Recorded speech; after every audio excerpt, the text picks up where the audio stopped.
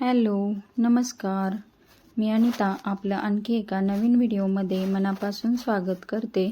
तर कसे आहात सर्व? मस्त आहात ना? तर मस्तच राहा. तुम्हाला आजचा, उद्याचा आणि पुढील सगळेच दिवस सुखाचे, समाधानाचे आणि आनंदाचे जावो ही स्वामींच्या चरणी प्रार्थना करते आणि आपल्या व्हिडिओला सुरुवात करते. तर व्हिडिओची सुरुवात बघून तुम्हाला समजलेच असेल की आजचा विषय काय आहे. तर आजचा विषय आहे देवपूजा. तर देवपूजेमध्ये मी आज तुमच्यासोबत मी रोजची देवपूजा कशी करते व देवांची पायरीनुसार मांडणी कशी करते हे मी आज तुमच्यासोबत शेअर करणार आहे. तर बघा, इथे मी आता आदल्या दिवशीची देवांना जी फुले वाहिलेली आहेत ती निर्माल्याची फुले अगोदर काढून घेतलेली आहेत आणि त्यानंतर एक ताट घेऊन त्यामध्ये सर्व देव मी आता देवांना उजळवण्यासाठी काढते आहे. तर मैत्रिणींनो, आज आहे गुरुवार, आपल्या स्वामींचा वार. तर गुरुवारच्या दिवशी मी काय करत असते, असे सर्व देव उजळण्यासाठी काढत असते.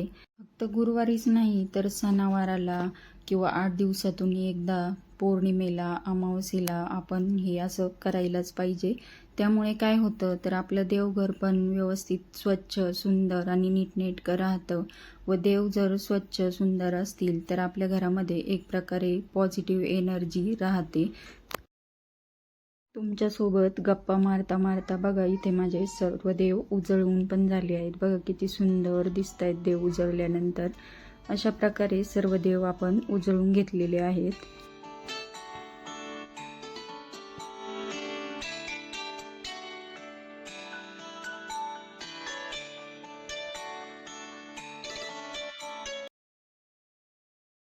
देव उजळून झाल्यानंतर मी आता मुख्य देवपूजेला सुरुवात करते आहे. तर देवपूजेला सुरुवात करताना अगोदर देवघर आपलं स्वच्छ पुसून घ्यायचं आहे.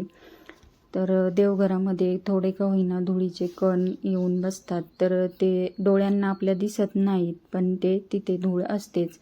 तर देवपूजा करताना अशा रीतीने देवघर स्वच्छ पुसून घ्यायचं आहे. आणि देवघर स्वच्छ पुसून झाल्यानंतर मी देवघरामध्ये एक लाल रंगाचं आसन टाकून घेतलेलं आहे. देवघरामध्ये टाकण्यासाठी ना लाल, पिवळ्या किंवा हिरव्या रंगाचे आसन आपण टाकू शकतो. देवपूजेला सुरुवात करण्या अगोदर बघा, मी इथे दिवा लावून घेतलेला आहे आणि त्या दिव्याला हळदी कुंकू वाहिलंय. हळदी कुंकू आणि एक फूल दिव्याला वाहून घ्यायचं आहे. तर अशा रीतीने आपण अग्नीला साक्षी मानून देवपूजेला सुरुवात करायची असते.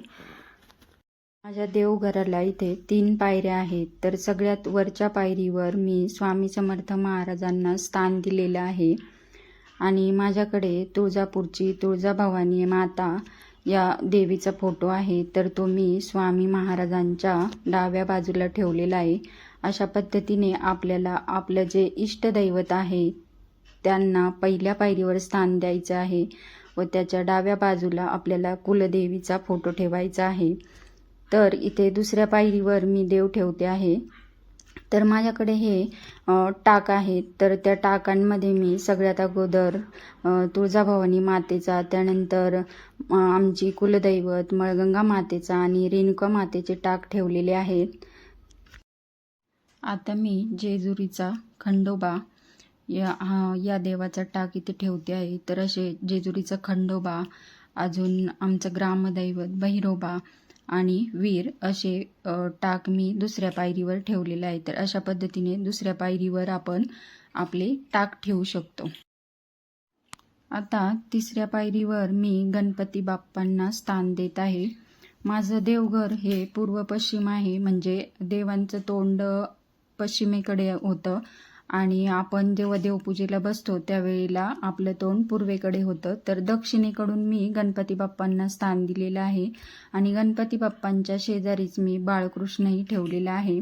तर अशा पद्धतीने सगळ्यात अगोदर तिसऱ्या पायरीवर गणपती बाप्पा आणि त्यानंतर बाळकृष्ण ठेवायचे आहेत आणि त्यानंतर अन्नपूर्णा देवीची मूर्ती मी ठेवते आहे. व ही माझ्याकडे ही गाय आहे, तिला मी बाळकृष्णांच्या शेजारी स्थान दिलेलं आहे. अन्नपूर्णा मातेच्या शेजारीच आपल्याला महादेवाची पिंड ही ठेवायची आहे. तर अशा पद्धतीने तिसऱ्या पायरीवर मी देव ठेवलेले आहेत. तर अन्नपूर्णा मातेच्या शेजारीच आपल्याला महादेवांची पिंड ठेवायची आहे, कारण अन्नपूर्णा मातेमध्ये माता पार्वतीचा वास असतो.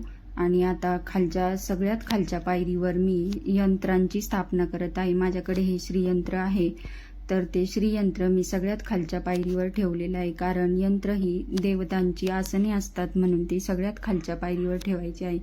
आणि तसंच माझ्याकडे या 7 पिवळ्या कवड्या देखील आहेत, तर माझ्याकडे माता लक्ष्मीची मूर्ती नाहीये म्हणून मी श्रीयंत्राच्या डाव्या साईडला या कवड्यांची स्थापना केलेली आहे.